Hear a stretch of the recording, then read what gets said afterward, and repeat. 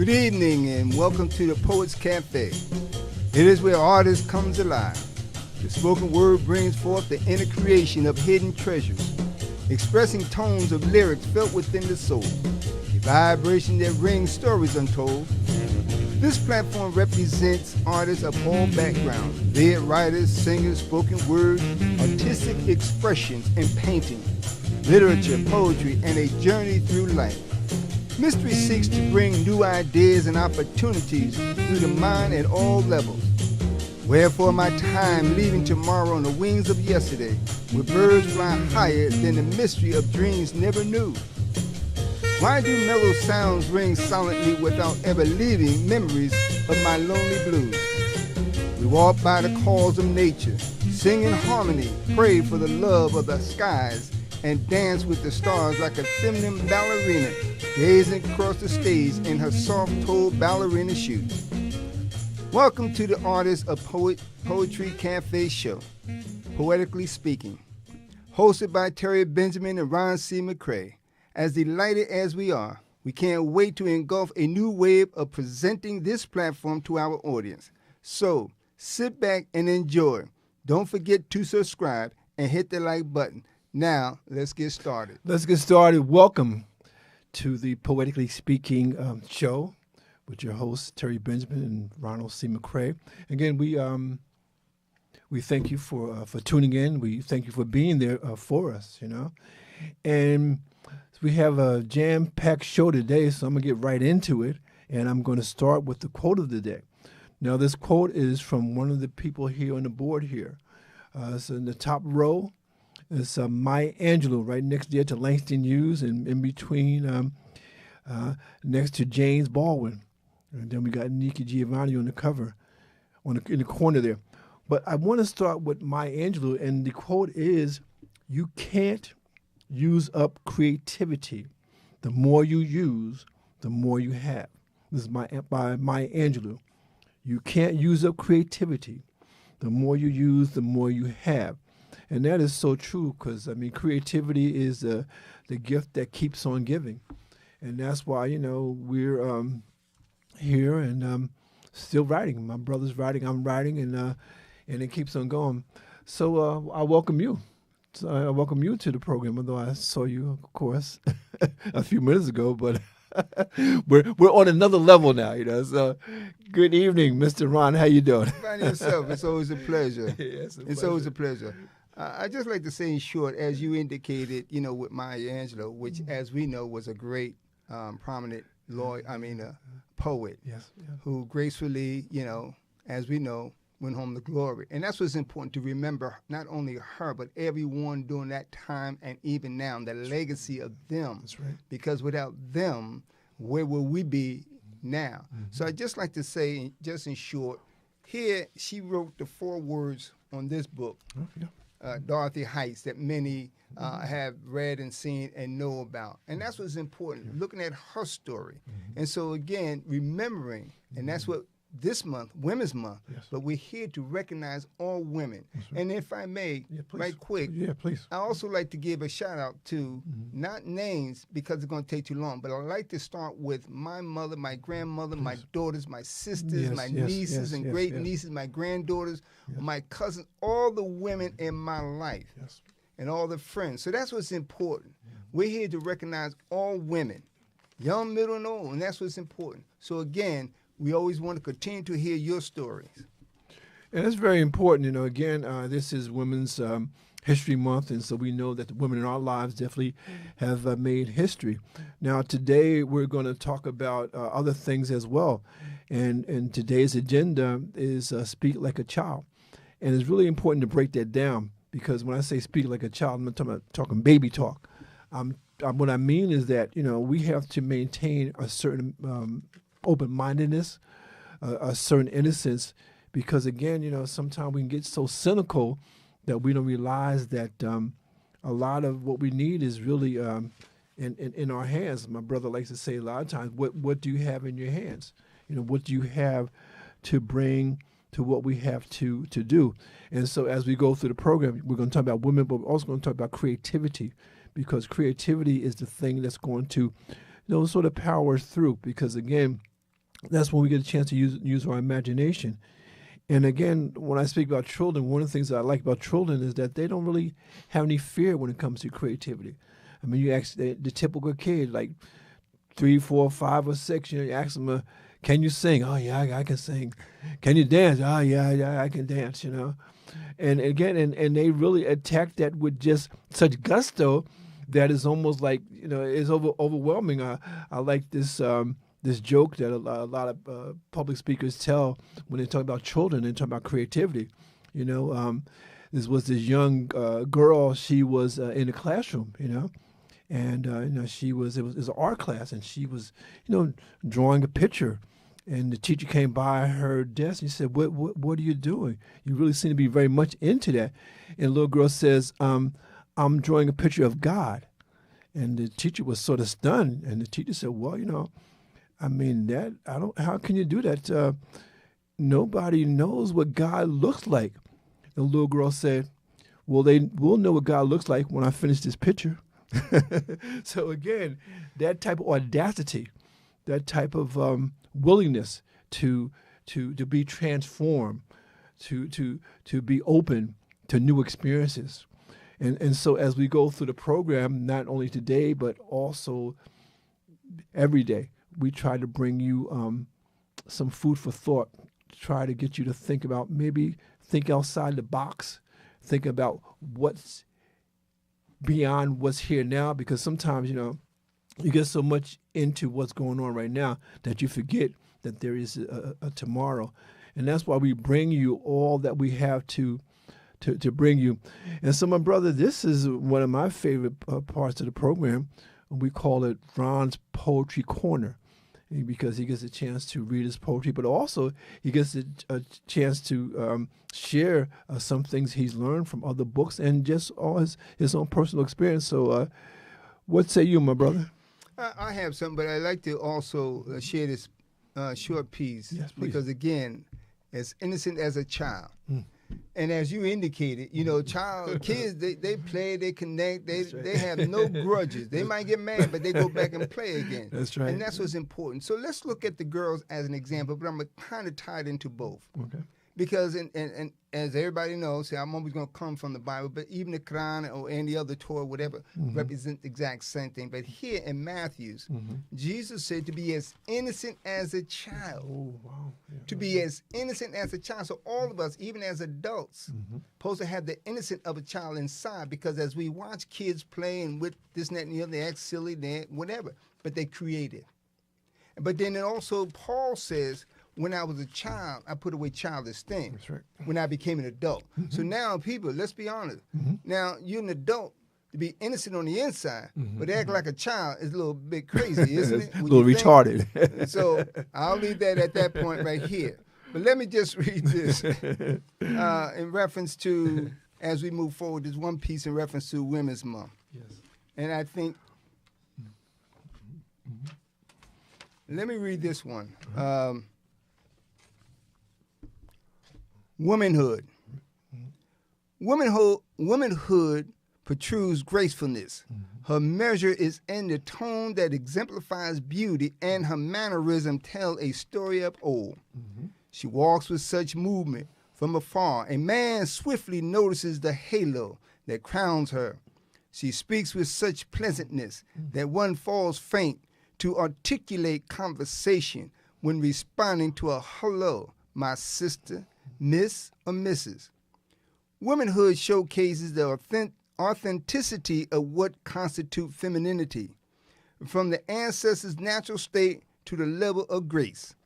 A woman carries herself with such pride, and life holds no bar as to what she is willing to sacrifice to do to make her home pleasantness and glorify her time to surrender to the higher power with her pure, vibrant smile, thanking him for her journey. Womanhood beyond spoken words and beyond masculinity, she needs not demonstrate how powerful she can be. She just requires being treated like a sunflower rose trimmed with sparkling lavender, soft and tender. Her touch represents soothing, moisturizing care for the soul of the man who cuddles her in his arms like a baby resting on a cloud, in heaven swarming with butterflies. Unlike a queen bee that will rise with a sting of 1,000 if you bring her harm without ever penetrating and watching while you succumb to an agonizing state. That's powerful. It is powerful. Yeah, I love that. Womanhood represents a state of quality as she cultivates her garden of life. With the freshness of an aroma, one cannot surpass the medicinal care she bestows upon her soul of those who pass by. Her smile penetrates the inner core, rejuvenating love, joy, and a class of pure, healthy living, rich in nutrients. Womanhood of that caliber, hard but easy to find, when manicured gracefully with style. You'll know her when she speaks. Her love is like that of a rare vase, full of romantic flowers, one of a kind.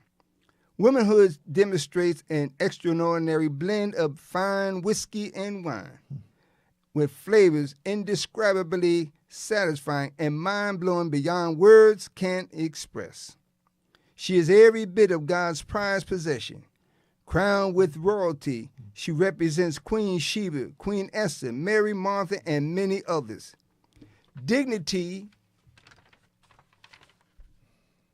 marinates into the soul of each footstep, leaving a legacy for future generations to bear.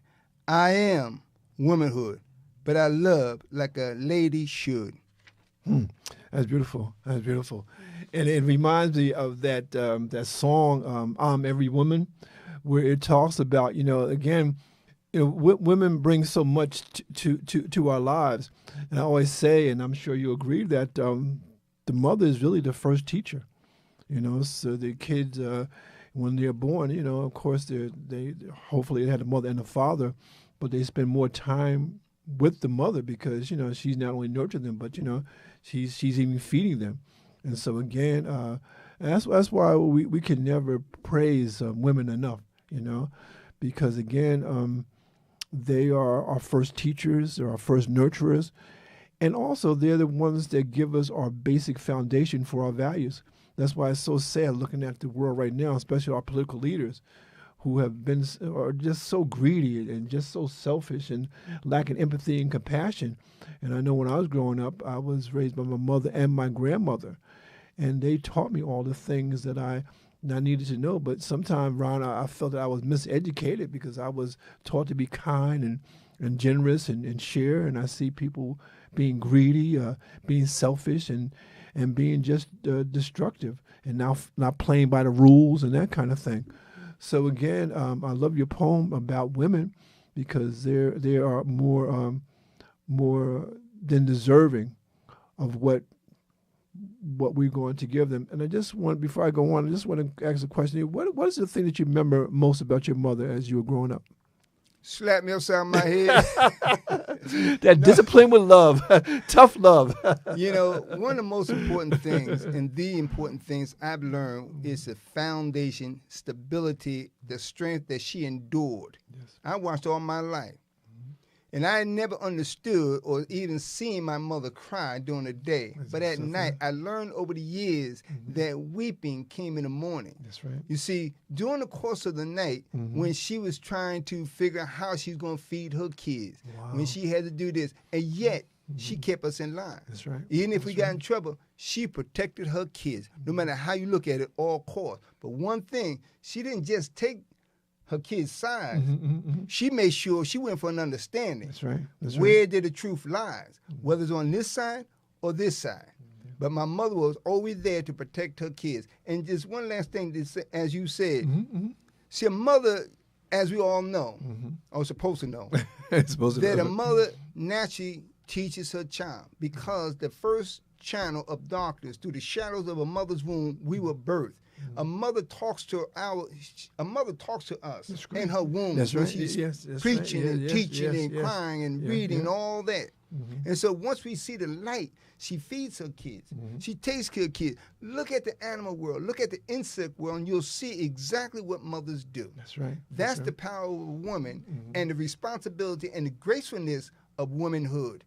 That's important. That's very important, and it's so funny because I asked you a question. I'm going to answer a question myself. One of the things I remember about my mother, especially, Easter, I remember we were very poor in the sense that we didn't have a lot of material things. But I remember on Easter, I remember me and my brother, we left church and we had our Easter suits on and whatnot. And she took us for a very special treat and adventure. And so we got on the bus and we rode to Newark. And I think I was about maybe 7, maybe my brother was about 4. And she would take us to the Penny Arcade in Newark. And I tell you, man, I was just so happy. And we would go in there and play games and whatnot. And a flashback many, many years after that. And when I became an adult, and I actually lived in Newark.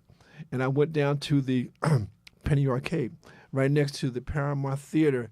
And I tell you, that room seems about as big as this room. And by that time, this was just dilapidated and whatnot. It was a terrible place to be. It was actually dangerous.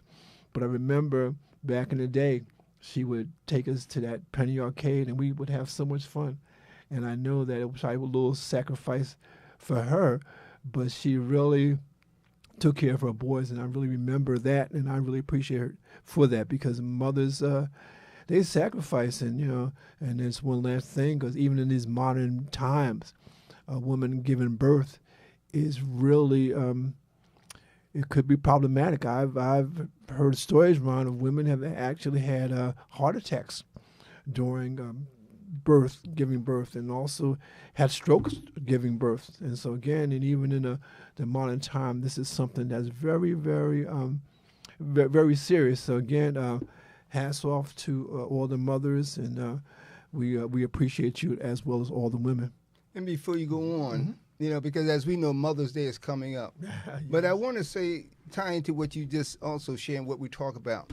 There's a song, I can't think of the artist's name, but I'm quite sure many know the song. I always love my mom. That's it. The Intruders. The Intruders. Exactly. Yes, I She brought me into this world. Yes. You see, I always love my mama. She's my favorite girl. She's my favorite girl. And that's what's important. Yeah, when it's you very think important. about that. Yes, and so even when mothers today, when you think you're struggling, you're going through something, always remember, you're supposed to be sisterhood, womanhood, work together, Yes, support please. one another, because you are here because of your mother sacrificed their time and their legacy for you to also remember what they've been through. It's true. I know sometimes when I would go out to do public speaking engagements and whatnot, the first thing that I would say, I said, I don't know who you are out there in the audience, but I do know one thing. If you're an adult, somebody really took care of you. When you were a baby, when you couldn't even take care of yourself, when you didn't even know yourself, they had to nurture you. They had to bring you up. They had to feed you when you couldn't even hold up your head. And so, if for nothing else, you owe it to your mother to treat her the best way that you possibly can, because she brought you a mighty long way, especially if you're adult, especially if you're up in years. And that's why to this day I cherish my mother and my father, of course. But my mother, of course, because I was raised in a household with her, my grandmother, she has a special place in my heart, And that's so important because, and you said something, and I'm glad you said that, because it's extremely important never, ever to forget your father. We ain't talking about how things went. We're talking about it took two people to bring you here today. That's right. So if nothing else, Nothing you may else. have an attitude, but you have to give credit where credit is due. It doesn't matter. Unfortunately, and I say this with all respect, and I'm not going to get into it, except for those, unfortunately, when things may have happened. But we're not talking about those conditions. We're talking about under normal situations and conditions, however things may pretty much came. But it's because of two. Your father, okay, helped produce you. That's true. That's true. And again, as we go on in the program, this is the segment that I call Mind, Body, and Books. And in this segment, I have a book that I find to be very profound, especially at this particular time. It's a book by a gentleman named Harold Leffall, and it's called Eating to Live. Transforming Your Life Through the Power of Nutritious Foods. And it's such an important book because at this point, this gentleman, he is 57, but he has a healing story. And I just want to read just a few things from this book just to get us to moving in the right direction. And it says here, this is my healing story. And this is from the book. He said, before my cancer diagnosis in 2015, I never really thought much about my food. I ate the same food I grew up on, lots of meat, dairy, sugar, and a whole lot of processed foods. As a kid, I was overweight with numerous allergies. As a young adult, I got into eating low carb to keep my weight in check, which meant a diet heavy in meat and cheese. I truly considered myself healthy. I worked out regularly, avoided pork, my idea of health, and occasionally had a salad loaded with meat, cheese, and store-bought dressing. Everything changed when I was diagnosed with prostate cancer at the age of 48. I started asking myself, how did this happen to me? There was no family history of prostate cancer, and I was desperate for answers. I turned to my doctors, a primary physician, an oncologist, and a urologist, but none of them could explain what might have caused my diagnosis. It was almost as if it had just randomly happened. What I later discovered was eye-opening. Only about 20% of medical schools require students to take a single course in nutrition. Doctors often don't know what they don't know about food's role in health.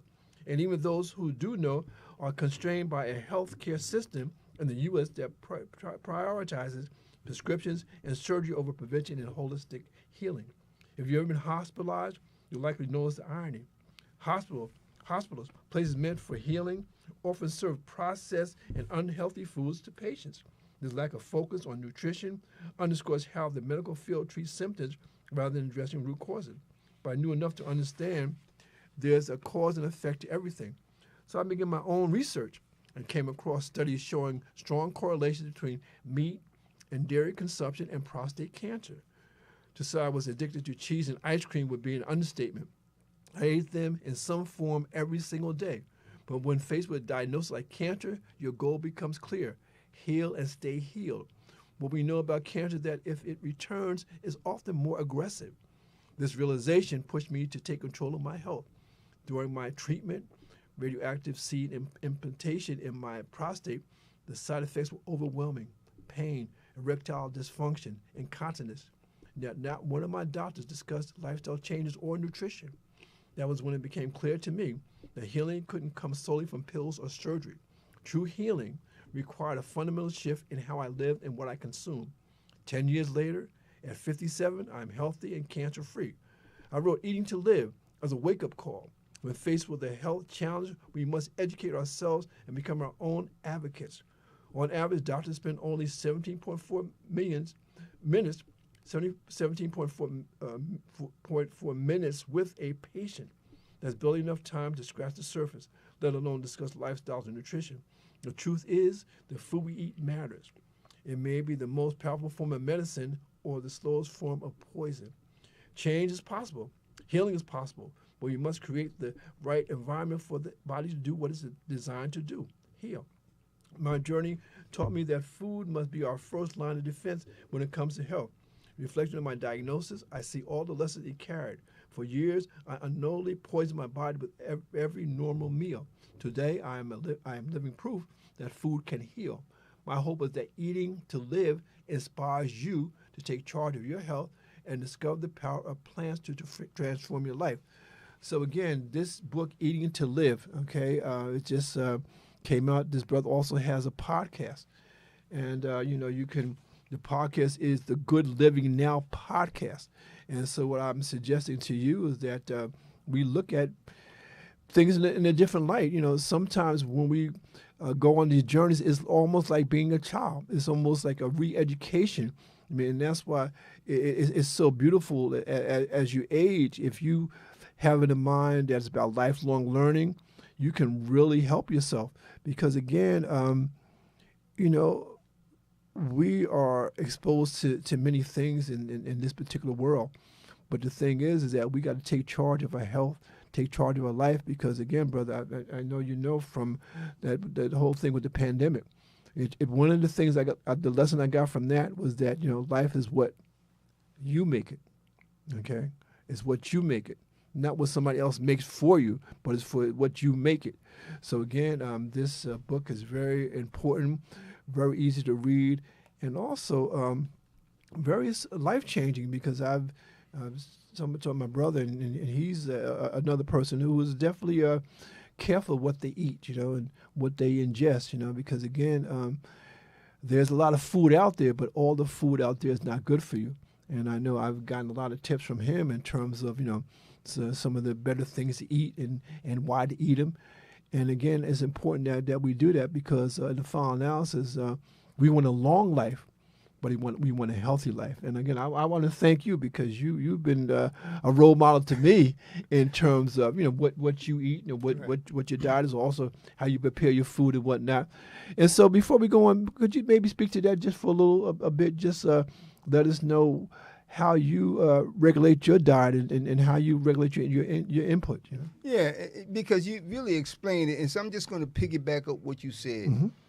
We all have the right and opportunity to continue to learn and to understand what is wrong. You can't teach your kids to tell them what's wrong if you never teach them what's right. That's right. That's right. You know, sure, back in the day, we thought we were being disciplined because what did I do? Well, we were being taught the right thing. But because of those discipline, we learned to understand.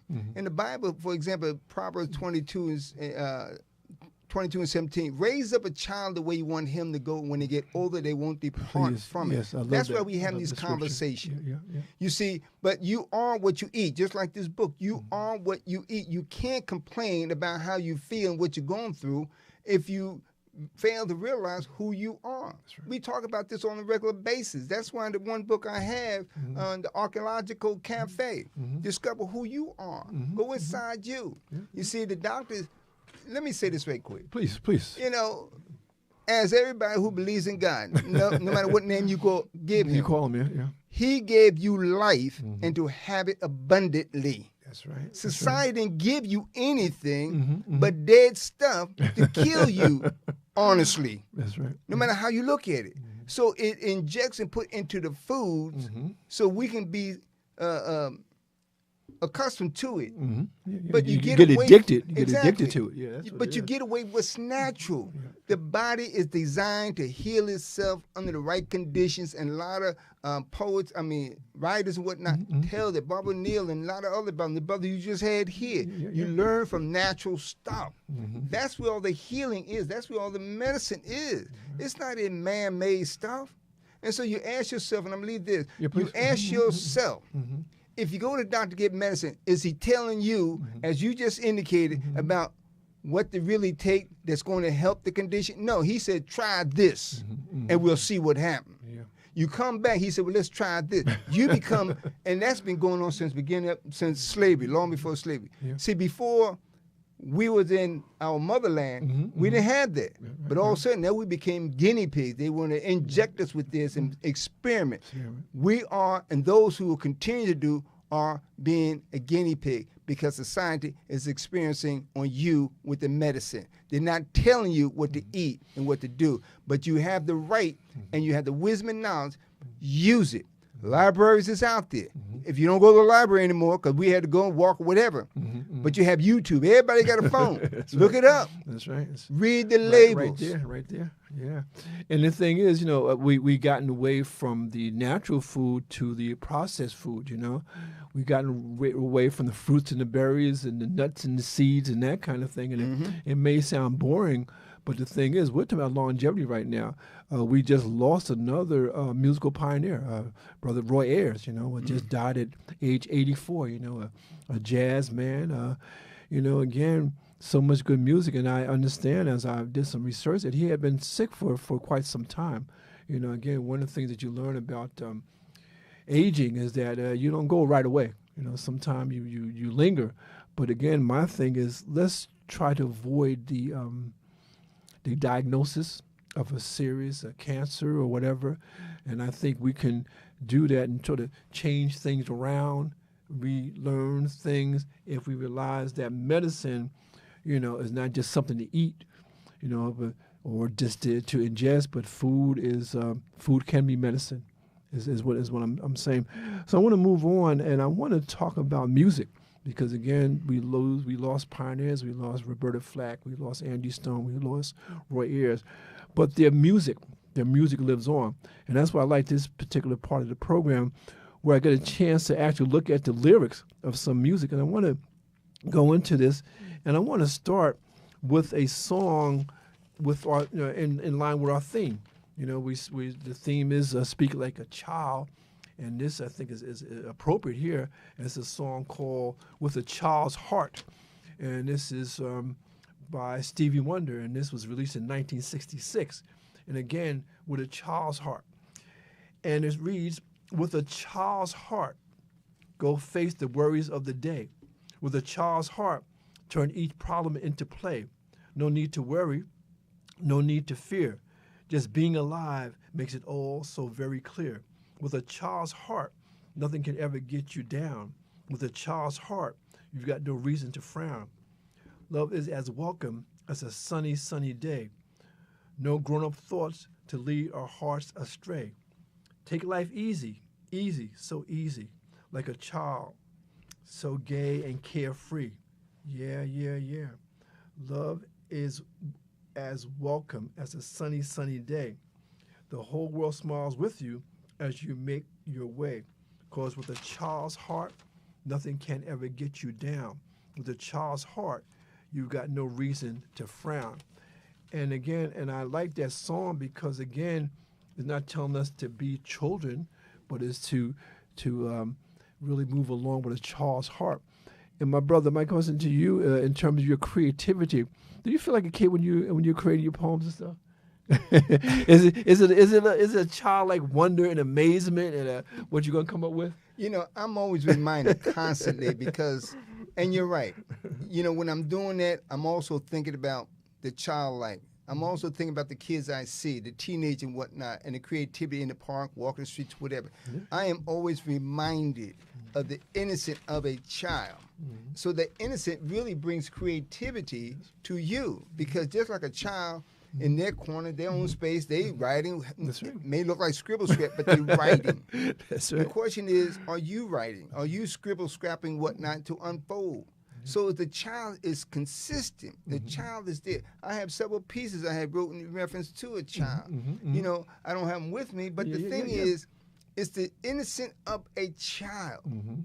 That's what you're supposed to be doing. All this rambling and this and that, and you're hollering and screaming, cussing. But see, if your kids do that, then you want to kill them. That's right, yeah. But then who's going to kill you when you run off at the mouth? I just read something in reference to womanhood. That's right, yeah. Take heed to that. That's right. That's what's important. That is important. But again, like I said, I know for myself, when I get into my creativity, it is like being a child, because again, I get into the essence of who I am because, people say, well, you're too old for this, you're too old for that. No, but you're never too old to have fun. Right. You're never too old to share a laugh.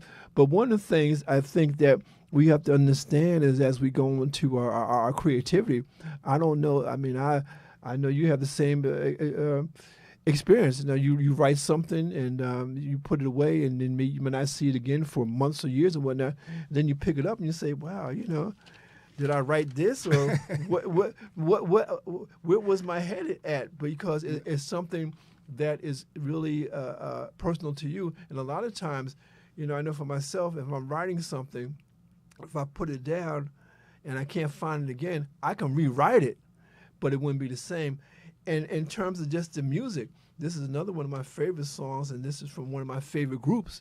It's a group called Earth, Wind, and Fire. Mm-hmm. And this was released in 1974. It was written by Maurice White and Philip Bailey, who were the lead singers for the group, also the creative minds behind the group. And this song is called Devotion. And again, it mentions children, but also mentions really being committed to something. And it says here, through devotion, blessed are the children. Praise the teacher that brings true love to many. Your devotion opens all life's treasures and deliverance from the fruits of evil. So our mission to bring a melody, ringing voices, sing sweet harmony. For you, here's a song to make your day brighter, one that will last you long through troubled days, giving your heart the light to brighten all the dark that falls in your way. You need devotion. Bless the children, deliverance from the fruits of evil. In everyone's life, there's a need to be happy. Let the sun shine and smile your way. Open your heart, feel a touch of devotion. Maybe this song will help you lift your day, make a better way. You need devotion. You need devotion. Bless the children. Deliver from the fruits of evil. You need devotion. You need devotion. Bless the children. Why don't you bless the children? Deliver from the fruits of evil. You need devotion. You need devotion. Bless the children. And in the Bible, they tell us that the children are on light, and we should never let that light dim. Again, I mean, I know when I was raising my children, I was just amazed at, what they learn and how fast they learn, And Ron, I know that you have the experience of raising children. What was memorable about that? I tell you, one of the things, it was just a natural thing for me to be straight up and honest. Yes. I mean, my mother raised us. I mean, my father was around, but my mother raised us. But it was something about me that I said this and I done what I needed to do as a father. I was always there, even though, at that time, things wasn't getting right with the parents. Yeah. But I made it my business to see my kids, ultimately having the opportunity to raise my kids at a young age. Yes. But I still did what I had to do. My kids could never tell you today that they was without. They got medical care, home, cooks, whatever kids, even when I didn't know how I was going to feed them. That's right. But I did what I had to do. Yeah. And so I learned that in the exact same manner from my mother. Yeah. You do what you have to do as a single parent. There's no such thing, well, I ain't got no man, I ain't got no woman. No. You do what you need to do. And not to get on, but to continue with this, and it's short, to be always continue to think of that child in you. Look at your kids. Make them smile, because if you're not smiling, they look at you. Yeah. And they say, what's wrong? What's wrong? They upset. They carry exactly that energy that you put out. If they see or feel it, then they go to school. Now you have a problem. But when you laugh with your kids, they laugh with you. When you act silly, they say, oh, mommy, daddy, you acting silly. Absolutely. Spend time with them, but spend time with yourself. To be that child inside of you. That's what's important. That's very important because, again, another thing I remember about my mother, I remember, we, like I said, we were not very, we were not prosperous, but we had love. I remember in my mind, I remember sometime my mother would come into the room with my brother, and she would just wrestle with us on the bed and whatnot, throw us around and that kind of thing. And that was so much fun because she was giving us her time, and I think, again, a lot of times, we think that we need to give kids a lot of material things, but you know what? In the final analysis, what they want, what they need is your time. Is your time and your attention. And you can't put a price tag on that. I know a lot of men, they may have troubles with the women that they had a child with, and they stay away because, they don't have the money to do this or do that. But I always tell those men that just come around, just spend time with the kids, because it's nice to have the gifts and the this and the that and whatnot, but it's really important to share your time. And then the last song that I sing, that I write, that I read, is a song that is one of my favorite songs, and also my son's favorite song. Because it's funny because he is a music lover. He loves music and when you get in his car, he has this 70s soundtrack, 70s, 80s, 90s music. And there's one song that it seems every time I get in the car, I hear this particular song. and it's called Optimistic, and it's by a group called Sounds of Blackness, and it's written by Terry Jam and Lewis, put it that way, and they were once with Prince, and then they were, they're on their own, and this song, Optimistic, is a very popular song, and probably people, a lot of people know it, and it reads, "When in the midst of sorrow, you can't see up when looking down, a brighter day tomorrow will bring you near the voice of reason, telling you this can never be done, no matter how hard reality seems. Just hold on to your dreams. Don't give up and don't give in. Although it seems you never win, you will always pass the test as long as you keep your head to the sky. You can win as long as you keep your head to the sky. You can win as long as you keep your head to the sky. Be optimistic. If things around you crumble, no, you don't have to stumble and fall. Keep pushing and don't you look back. I know the storms and strife cloud up your outlook on life. Just think ahead and you'll be inspired to reach higher and higher. You'll always do your best if you learn to never say never. You may be down, but you're not out. That's what optimistic is all about.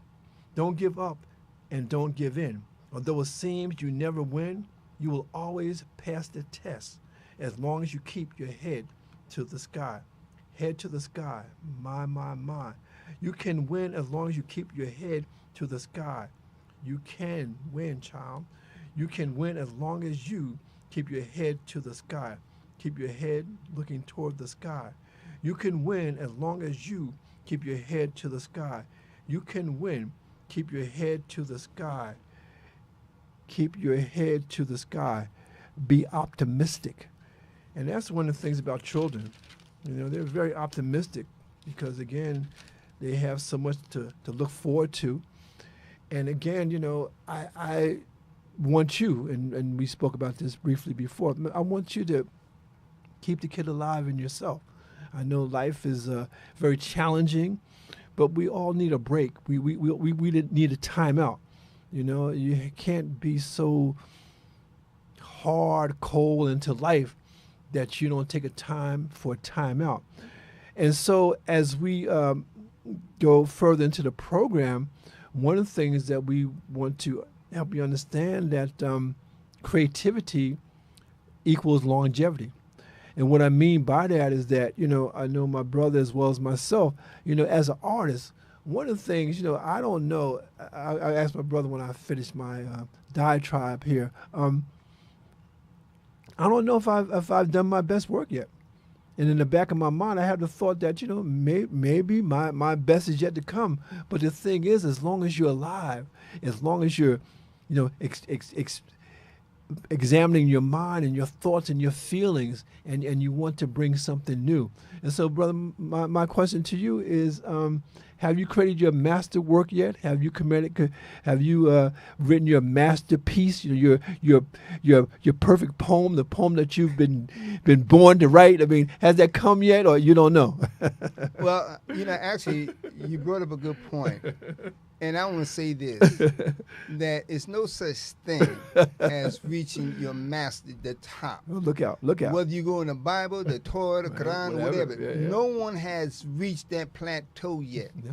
But what makes us masters, figuratively speaking, is because you're constantly learning, which means any subject and conversation, whatever comes up, you're able to at least fit in as a child, as a student, to listen. Even if I have not read the whole book, but did I at least pick up the cover and read the title of it? That's right. So this way I can at least have some sense of a conversation. So no, you never reach because, and let me say this, for all those who are scholars who read the Bible, whatnot, King Solomon, okay, let me say this right quick. Yeah, please. God had asked King Solomon, he was just a child himself. God had asked him, what do you, and I'm kind of paraphrasing, what do you most desire? He said wisdom, so I could teach my people. God gave him everything else that he didn't ask for until the point where he had everything. And that's why he said in the book of Ecclesiastes, vanity is vanity. All is vanity. It means nothing. So even as you look, and I'm going to say this last piece. Yeah, please. You take somebody like Elon Musk, everybody giving him credit and praise. Well, he's the richest man in the world. Guess what? He's miserable. Yes. He is literally miserable. And he's taking it out on us. He takes it out on you like a trifling child. I'm sorry to say, but everybody else says that. But the thing is, what's important, stop looking at somebody else's material thing because they are unhappy. That's right. Because there's nothing else. If the richest man in the world, what else can he accomplish other than making your life miserable? And as long as you focus on him and you spend your money, your life becomes miserable. Because now you get mad at my neighbor. Well, he or she got this and that and the other. I want that. I want that. No. Yeah. Creativity. Yeah. That's what it is, and it's so funny because, like you said, you see children that play. They don't look at color. They don't look at your financial status and whatnot. They want to play. They see opportunity to play. And I want to squeeze in another poem. This is a poem that was written by a motivational speaker. His name is Dennis Waitley. And he has this poem that I want to read here. It's called Listen to the Children. Because, sometimes kids say, I remember this show they had on TV a long time ago called Kids Say the Darndest Things, Yeah, right. Yeah. And it was so funny because it's something I would do with my twin grandchildren. I would ask them a question. I would say, well, what do you think about the current geopolitical situation? They don't know. They don't know what I'm talking about. But then they talk about so and so because they love to be engaged. That's right. And so again, through this program, through our lives, through our examples, we want to be engaged and engaging. And this is a poem by Dennis Wheatley. It's called Listen to the Children. And it says here, take a moment to listen today to what your children are trying to say. Listen today, whatever you do, or they won't be there to listen to you. Listen to their problems, listen to their needs, praise their smallest triumphs, praise their smallest deeds. Tolerate their chatter, amplify their laughter, find out what's the matter, find out what they're after. But tell them that you love them every single night. And though you scold them, make sure you hold them and tell them everything is all right. If we tell our children all the bad we see, they'll grow up exactly how we hope they never be. But if we tell our children we're so proud to wear their name, they'll grow up believing they're winners in the game. Take a moment to listen today to what your children are trying to say. Listen today, whatever you do, and they'll come back to listen to you. And we have our audience, and I want to get to them here. Monica saying, she said, I'm going to catch up on this after my meeting. I can't wait. Mary McDonald Swindell, I am listening. Laretha Foster Brom, tell the truth. McCrae, wisdom makes us rich. And I thank you. I thank you for tuning in. I thank you for your comments. But what do you say, Ron? Listen to the children, and what are we listening for, and what are they telling us? It's interesting because watching them, you're listening. Listen to what they say, you're listening. Even if they mumbling, grumbling, complaining, you're listening. Because the most important, even as adults, you want somebody to listen. There's a difference between listening and hearing. That's right. And when kids is always paying attention. That's right. Believe me. Kids pay attention. Because like you said with Bill Cosby, kids say the darn thing. Guess what? 3 or 5. I heard mommy and daddy. They tell the story. They did. They will. But see, all of a sudden they changed their mindset. At 9, now all of a sudden they want to start keeping secret. And from that point on, that's when the little lies come into play. But one of the most important things, because I remember when I was raising my kids, I was and then I would come past a room or somewhere and they mimic me. So you have to laugh. I tell that to my kids. I said to my grandkids, you gotta laugh. You got to laugh. Because they're bringing humor to you, right. Even in the moments that you may be feeling frustrated about something. You're mad because they did something. Yeah. And we laugh and talk about it. We got to laugh at ourselves. We got to laugh.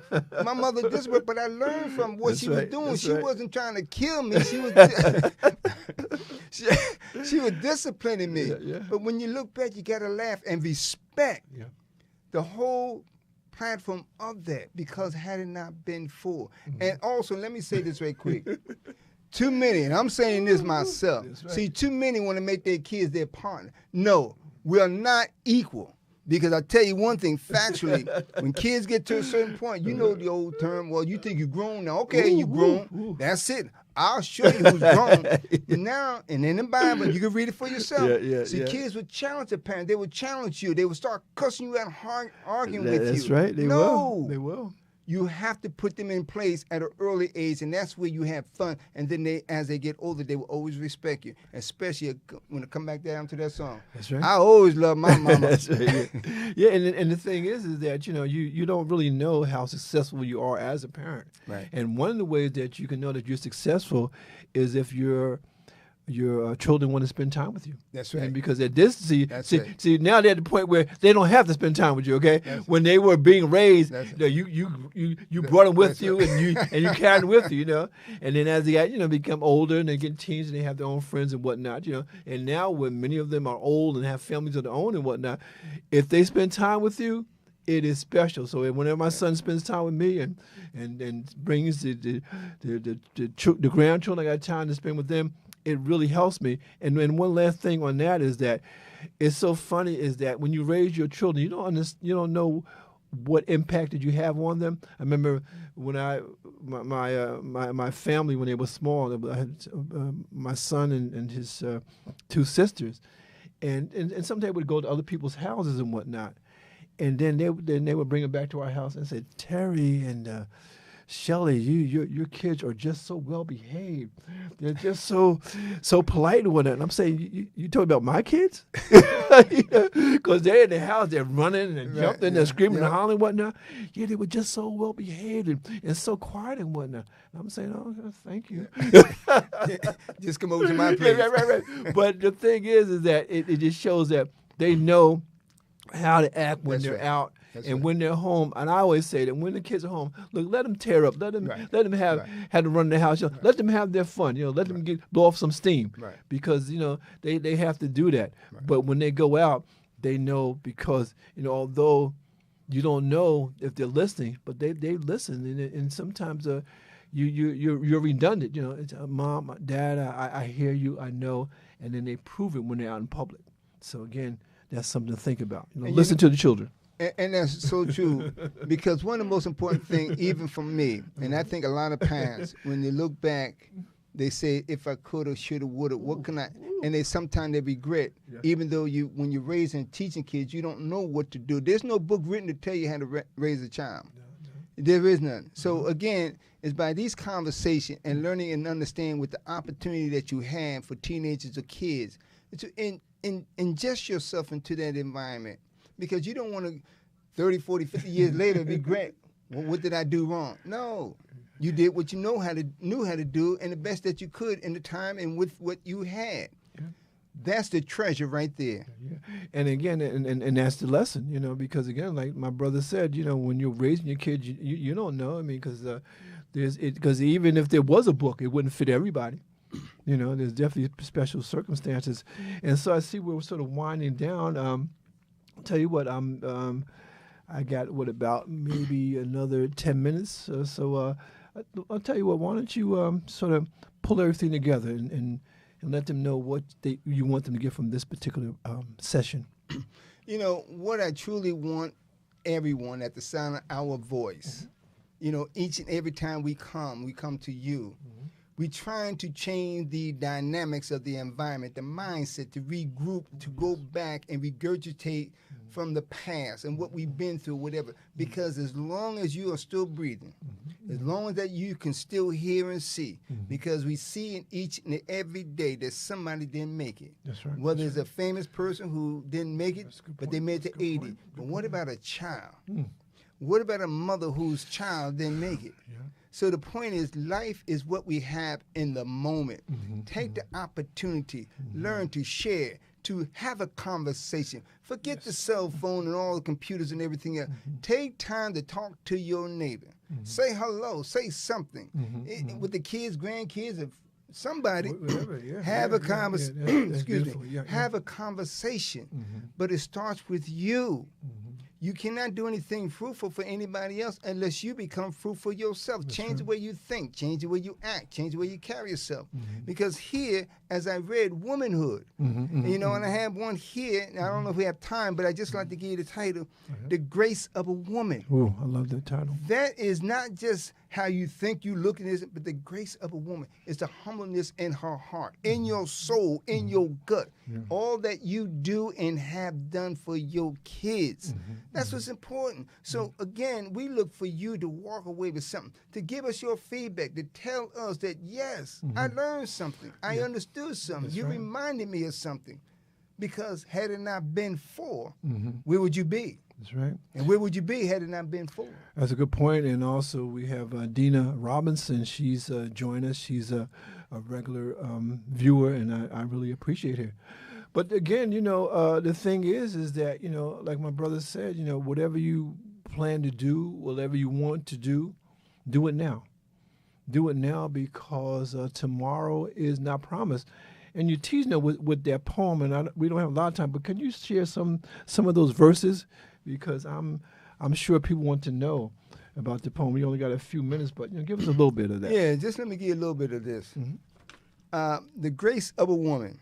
A woman's grace showcased distinct elegance, refined with soft words, spoken with pleasantness. She moves with the waves of the wind, breathing with fragrance. Her tone is compassionate and possession genuine characteristics, a lifestyle of generosity, respect, and dignity. Her generosity curves respect with dignity and poise action for change, a mechanism that energizes the spirit in her walk. Grace is the crown of her glory, the mimic that mimics the full silhouette of feminine. Excuse me, I apologize. That mimics the full silhouette of femininity. Her grace is measured by the inner structure and well-polished fragrance of her soul. What constitutes a graceful life full of warmth and favor is a garden flourishing with many joyful songs, of rhythm songs permeating the vascular core of the foundation she stands upon, solid and unshakable.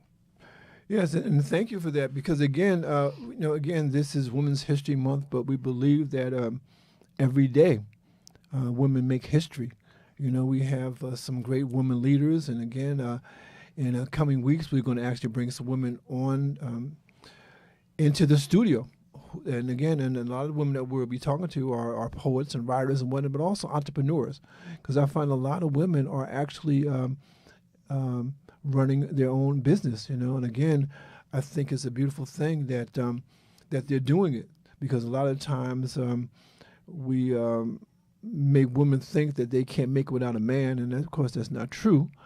But I think, again, I know as I look at my granddaughter and I see her, she's excelling in sports, and she's also excelling in academics, and I really applaud her, and I know that she's going to grow up to be a great woman, because her mother is a good example of education and also determination. And so I look at her situation, I look at the environment that she is involved in. Her father and her brother are very supportive of her, and as she goes through her life. So again, this has been Poetically Speaking, the place for spoken word, Ronald C. McCray and Terry Benjamin, and we thank you for tuning in. We thank you for listening, and I always say that we're here live on Thursday from 6 to 7 and Sunday from 5 to 6, but we're on YouTube forever. And so please, if you can't catch us live, catch us on YouTube, subscribe, tell your friends about us, tell your family about us. And I'm going to tell my brother to say good night to everybody. And we're going to say good night. And before, as we leave, again, it's important in this case, Women's Month, to recognize the kids, the daughters, my daughter, granddaughters, et cetera, everyone's daughter, okay, for this month. But don't forget your sons, your nephew, because again, they are a package. We're recognizing women, That's right. but the it's boys is a all- package. it's a Do not package, ever it's a package. separate, and that's part of the issue. But we'll get into that on some other segment. So right now, I truly want to say thank you for joining in. It's truly a pleasure. Continue to be safe and continue to be inspired by your own creativity. And so continue to write. Come on the show. We want to see you. Okay, we don't want you to be hiding behind the scenes. Come on the show and let's talk. Let's collaborate. So once again, have a good evening. Good evening.